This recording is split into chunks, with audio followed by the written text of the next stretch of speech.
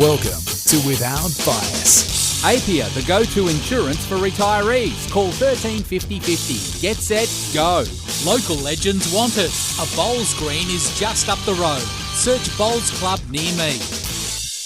Yes, indeed. Welcome to Without Bias, our dedicated lawn bowl show, part of the Sporting Capital on SEN. We delve into the wonderful world of lawn bowls. It's a big episode this evening. BPL 15 has been run and won at Club Pine Rivers, and for the first time in BPL history, it has been taken out by Dandenong Club's Melbourne Pulse. Standing by to join me in just a moment is Barrie Lester. A little later on, we'll chat to Mark Nitz. Tassie Tridents enjoyed their BPL and made finals in the process. So it's a great story for Tassie, and we'll look forward to catching up with Mark in about 15 minutes' time. It's all for Bowls Australia, local legends wanted, search bowls clubs near me, and for Apia, proudly supporting Bowls Australia. Always a pleasure to catch up with this man. He's one of our favourites. It's thanks to Right at Home, the official naming rights partner of the Australian Jackaroos.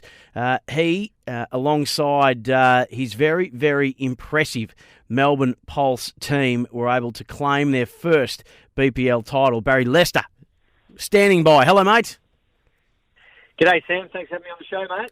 Hey, how did that feel for you and Gary Kelly and Alan Ryan?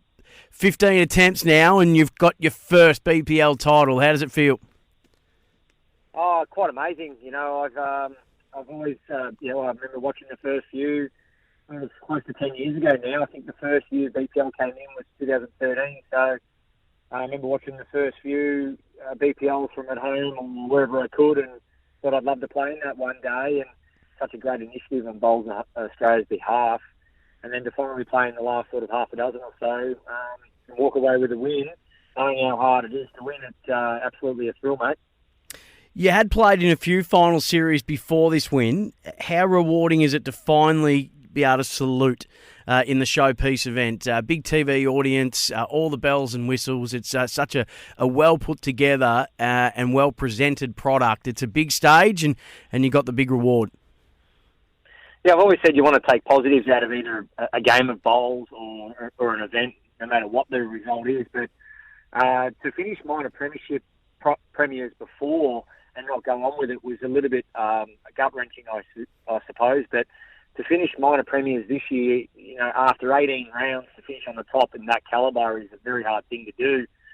And we were sort of the opinion that we've been here before and we've got to go again and try and make the most of that sort of second chance opportunity. And, finished on top, got a lot of confidence out of that, had a great week.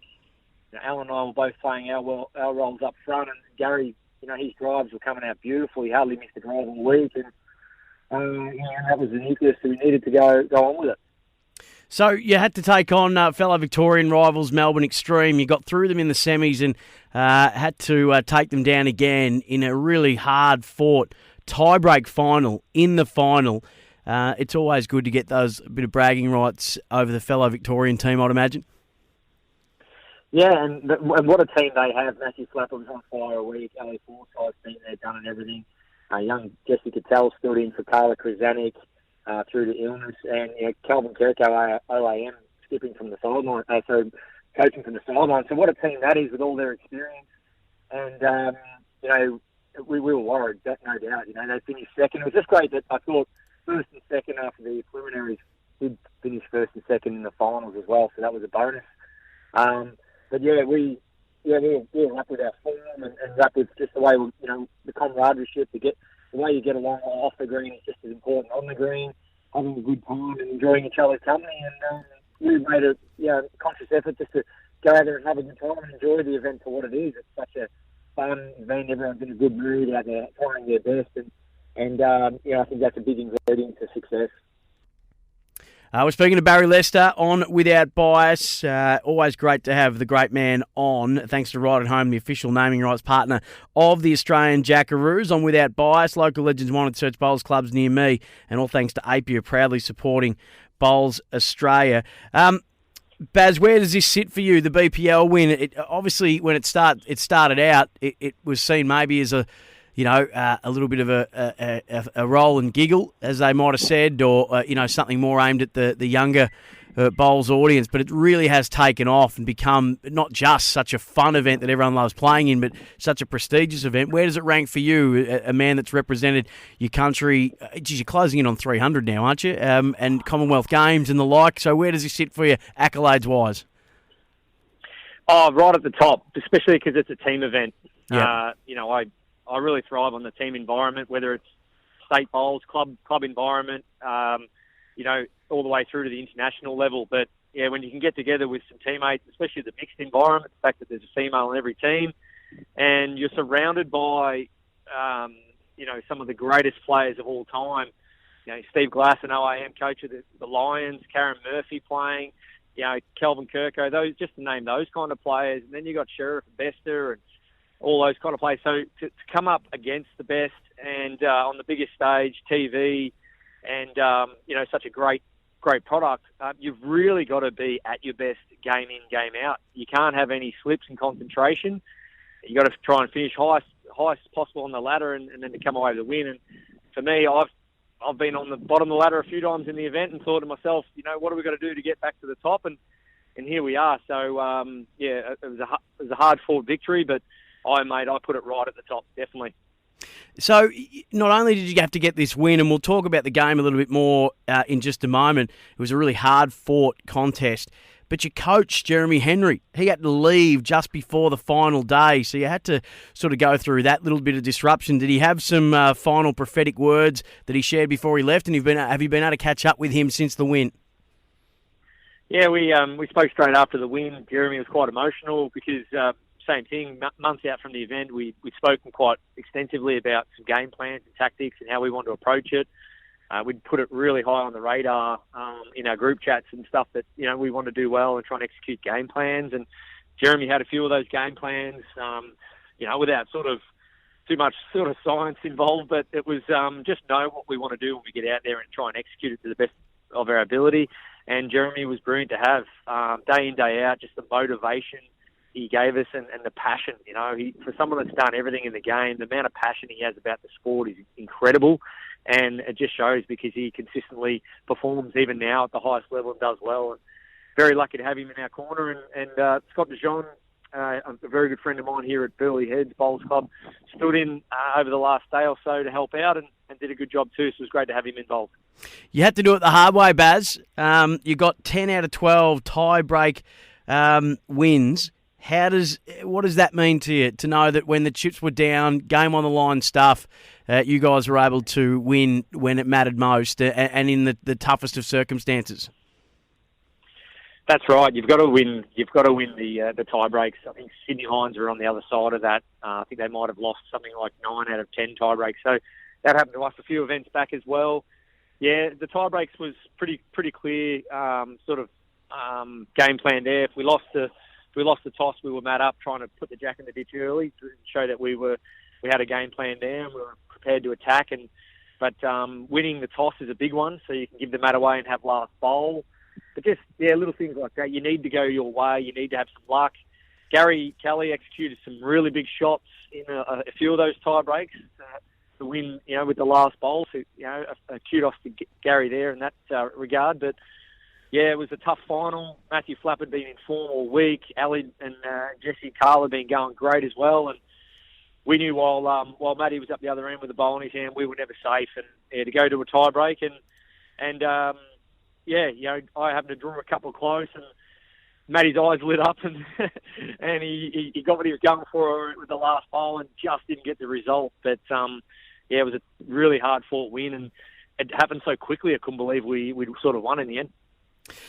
Speaking of Gary, you started the week at skip before he took over during the week, so a big change tactically there. What was the catalyst for that, and what was the thinking behind it? Because it obviously turned out to be an inspired move, and the proof's in the pudding now that you're able to go on and win the whole thing. Yeah, there's probably a fair bit of reasoning behind that.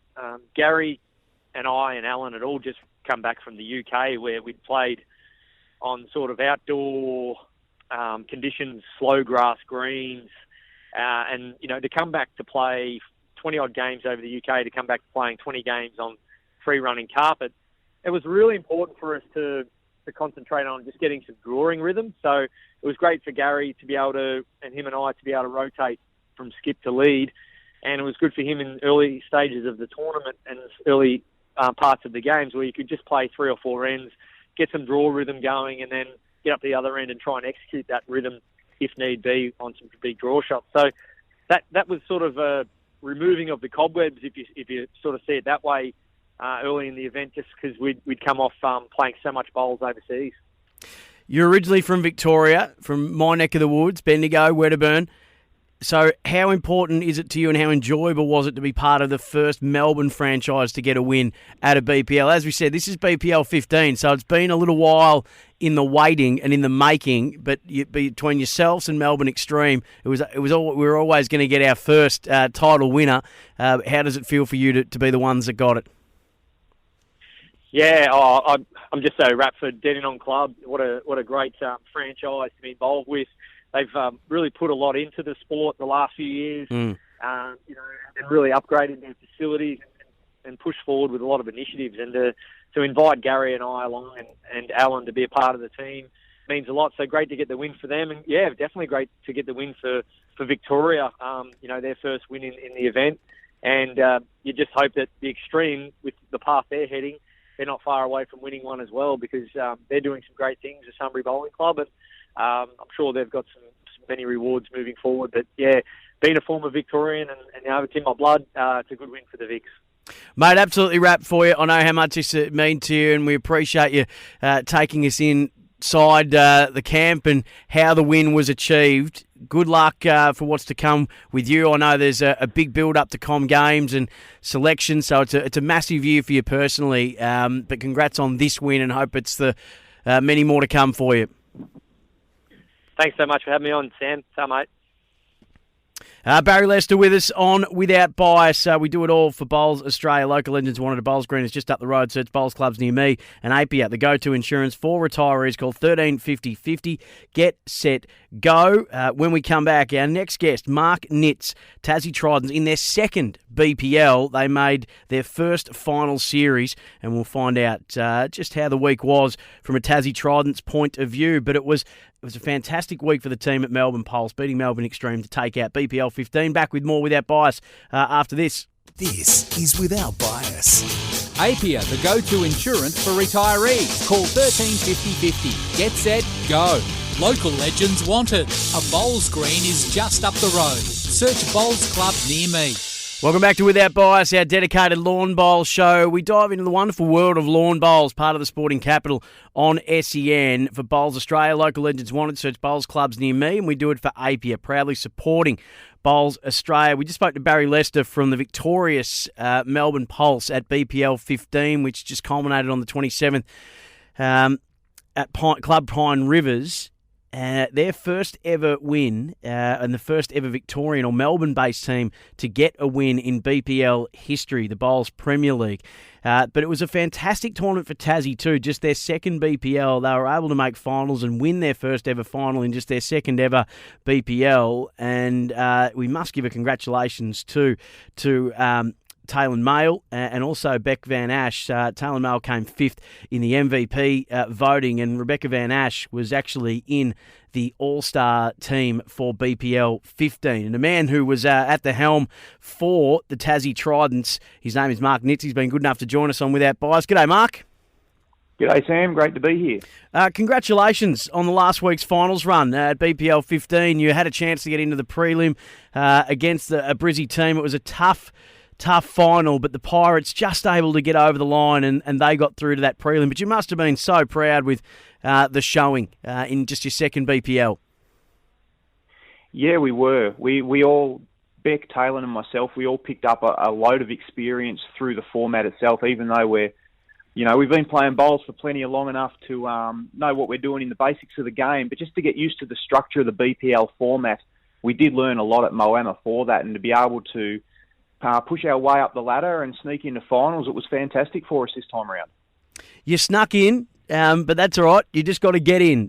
You got through on shot difference, and to get through to take on the Moama Steamers, who are an impressive lineup, and then to be able to get through to that semi against the Pirates. You had great crowd support from the Apple Isle. How much did that help get you guys over the line in those tough moments and in those tough spots to have that amount of support that you guys enjoyed up there? Well, it was fantastic. To be so far away from home, you don't expect to have so much vocal support following you. There was an RACT travel group put together, so there was about 15 or 20 people in a package that went up. There was also another 6 or 8 from my home club, which is also the same club Taylor plays at in the Burnie Bowls Club. So we had a few follow us. So there would have been 30 to 40 Tasmanians there watching every single game. Apart from the Pine Rivers Club, which was the home club, we would have had the most amount of supporters and the most amount of noise there at the venue. It was fantastic. It certainly was, and it's one of the great things about the BPL. It encourages everybody to bring the noise, whether it be the music or the teams themselves or the crowd. It is loud and unashamedly raucous, and that's what we love about it. Talk to us about the tactics that you guys employed throughout your run. I haven't seen this before, and you can take us into the thinking behind it, but you guys did things a little different. You made substitutes at every end. Talk us through the tactical side of your tournament. Well, it was something that we brought up even before the tournament started. After playing at Moama, we didn't see this, and I remember thinking it to myself, and I brought it up with the coach, Mark Strochnetter, about a month ago, and then I brought it up with the players before we played again, before we started BPL 15 at Pine Rivers, and I said, hey, what do you think about the idea of having one player play one side of the green, one hand in one direction for an entire game, for instance, while the other player may play the other way, the same hand, same side of the green, playing the same lines. So you can get into a rhythm of just doing the same thing over and over again, not changing hands, not changing direction, possibly not even changing jack length. Your skipper's going to be out there for every end, but it was just something that I thought might have been give you a 5% edge possibly. And we didn't do it throughout the entire tournament. We had our ups and downs throughout the tournament. I think after 8 rounds, we were sitting 6 wins, 2 losses, and on top of the ladder, which was a complete contrast to how we went at Moama after finishing on bottom of the ladder. So I know with 3 games to go, we had 9 wins, 6 losses, and we were sitting in 5th place, and we dropped our last 3 games. We couldn't believe we still retained our 5th position on the ladder and crept into finals only on shot difference. So we decided, okay, maybe we'll mix things up a little bit and we'll take that strategy into the final. No one's ever seen it before. No one's ever done it, particularly against the Moama Steamers, who we thought they would play Aaron Sheriff leading for the first 2 ends, Ryan Bester skipping, and then they'll swap positions, so we know what they're going to do. We thought maybe we'll just try something that they're not going to think we're going to do. We'll just throw a curveball here and just confuse everyone, yet we know what we're doing and we think there's a positive method in it. So we went out and done that, and what it also done, it helped the 3 players, myself, Beck and Taylor, because we're all involved in the game from the very start. So no one's coming off the bench into the game without any bowls, coming into the second set. And Moama, they kept Natasha Van Eldik up until the second set. They brought her on at the start or after one end of the second set, and Beck had already played 3 or 4 ends leading up to that. I'd already played 3 ends as well, so there was no urgency to get anyone to play their ends. We'd all qualified for our 3 ends each. There was just no negative to it, basically. It all had positive vibes. If it worked, that's great. If it didn't work, so be it. We tried something new, and we were lucky enough it paid off, or it seemed to pay off in that game. Absolutely. What you put the form turnaround from BPL 14 in Moama to 15 at Club Pine Rivers? Oh, it's all about the experience with the format of it. Yep. At Moama, Taylor and I, Becca's played in it a couple of times, but Taylor and I, it was new to us. So we had to learn a few things, basically about strategy. We done our power plays well at Moama. But I guess about when you substitute, when you do select your power plays, what length ends you might play against somebody else. Maybe you substitute when your opposition substitutes and things like that. They're things that we didn't really know until we played it at Moama. But after we played it, and we felt as though we played quite well at Moama, we thought, okay, we can draw off this. And we did draw off it, and that would have helped certainly coming into this event. And to get so many early wins on the board and tie breaks too. At Moama, I think we won 1 out of 7 tie breaks for the tournament. up at Pine Rivers, we won our first 4. I don't know what our final stat was. I think we ended up winning 6 or 7 out of 9. So that's a lot better as far as tie-break percentage wins is concerned. So there were certainly 3 or 4 major things that we done better at Pine Rivers than Moama, just because we were inexperienced at Moama. Your own form was pretty scintillating too. It must be said, Mark, speaking to Mark Nitz from the Tassie Tridents after they got through to the semis in BPL 15. The end where you drew to the ditch against Alex Marshall before another sensational effort on the TV rink. You put all 3 bowls into the ditch. So you had some big moments yourself, which I'm sure you remember fondly. But just before we let you go, what makes the BPL such a great event to play now that you've played in a couple? It's the excitement of it. Every bowl can make a huge influence into the set, and because you're only playing 2 sets, every set's so important.